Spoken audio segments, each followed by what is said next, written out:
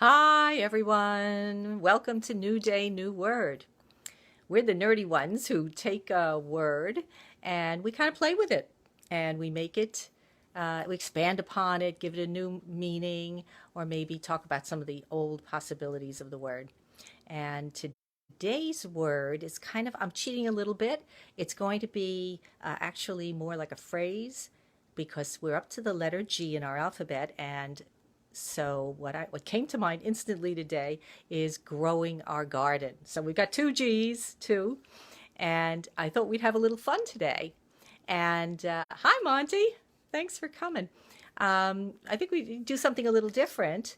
And I want to show you my garden. So, who am I? If you haven't met me before, I'm Marcia Grace, and I'm an interfaith minister, a veteran teacher of A Course in Miracles, if you know what that is, and author of the book Calm, Creative, Joyful Lessons in Transforming Your Life, which is a daily inspirational reader. So let's go into my garden, and I'm going to show you. I think I can switch this over. We're walking through my messy kitchen. We'll go out the back door here, and my garden is not what you would call I wouldn't call it the most gorgeous or glamorous garden, but it means a lot to me. And when we think about gardens, of course, I'm going to talk about not only our external gardens that we may be growing this summer, but I'm going to talk about our internal garden as well. So I'm just going to show you around a little bit. I have a lot of things hanging.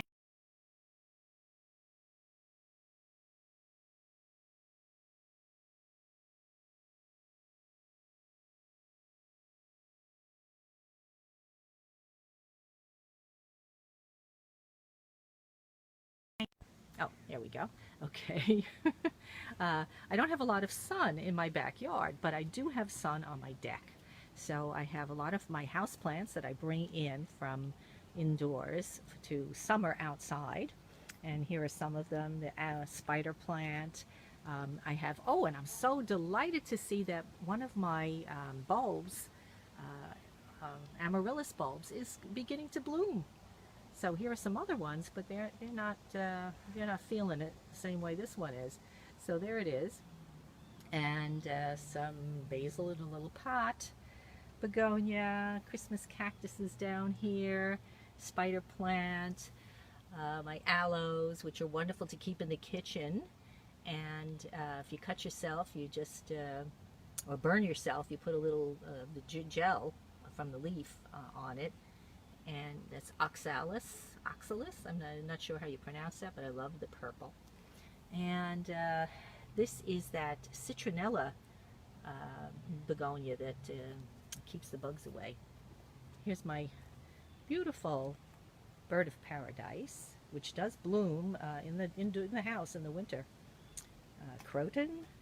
And here, my pride and joy, my tomato plants. I don't know if you can see, there's tomatoes growing. And I've got another red one down there.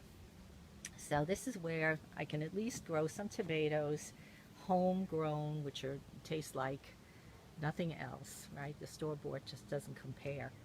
Um, so as we march around my garden here, I wanted to bring to mind the idea of um, our inner garden. You know, we sow seeds, just like I sowed the seed for this nasturtium here, and it's growing beautifully. The coleus here actually self-seeded, which was very thoughtful of it. I'm very happy about that. Um, and also the parsley here, I also started from seed. And so when we plant, what kind of seeds are we planting? Let me ask you, what kind of seeds are you planting in your garden, in your home, in your mind, in your heart? Because that's the choice that we always have to make. Is what kind of seeds are we going to plant in our garden? To grow? I guess that's another good question. What are you growing these days? Share with me, please. I'd love to hear what you're growing. Oh, thanks, Monty. Yeah, I appreciate the birthday wishes. Yeah, birthdays. What fun. Here is one of my oldest aloes, and this is another part of it. And very interestingly, I don't know if you can make this out, but I just discovered on this when I looked at it the other day that this is how spiders grow. They have a little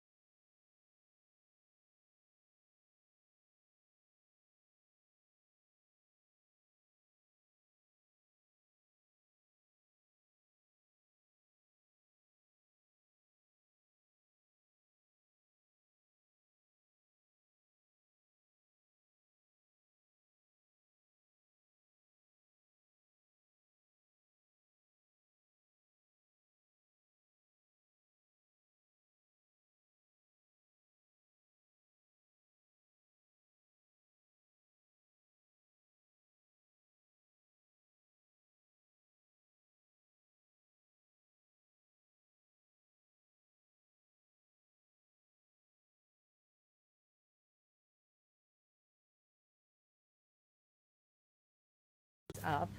But I love my little meditation garden, which I've started to create here in this corner of my backyard with a kuba, which grows pretty fast. It's a evergreen, but it looks very tropical, and it it's going to make a little living fence here, a little sacred space where I can sit. I got these chairs at a garage sale.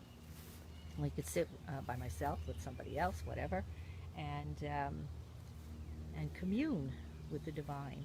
So, again, getting back to our garden analogy, what are we planting in our garden? What do we want in our life? If we're planting seeds of dissension, and here's my mint, more hostas. Um, if we're planting seeds of confusion, of anger, of alienation from people, of doubt and fear, well, do you know what's going to grow in your garden? I guess you can guess what it will be. So this is a conscious decision that we want to make. Here's my wood pile. I do have a wood burning stove, and so we're starting to stack wood for the coming winter, because as we know, we plant seeds, especially the ones in the summer, our annuals and our vegetables, and they're only going to live for a certain amount of time, and then they will go to seed themselves and be ready for planting in the next season. So if you enjoyed what we spoke about, I'd love to hear your thoughts. If you have any other ideas about what you'd like me to talk about, that would be great. Just let me know. My web address is on the site here. All right, we're coming back in the house. So I guess I'm going to now so you could see me. Here I am. And oh, wait a minute, I got to show you Julia. Here's my kitty cat, Julia. There she is. She's relaxing inside. I guess she had enough of the heat for a while. And so with that, I wish you, if my face looks a little red, it's because I got sunburnt. I overdid it the other day. But I just wanted to say, until next week, have a beautiful week. Enjoy your garden.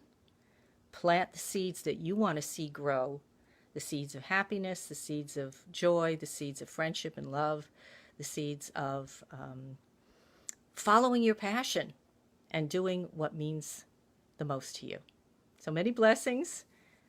See you next week.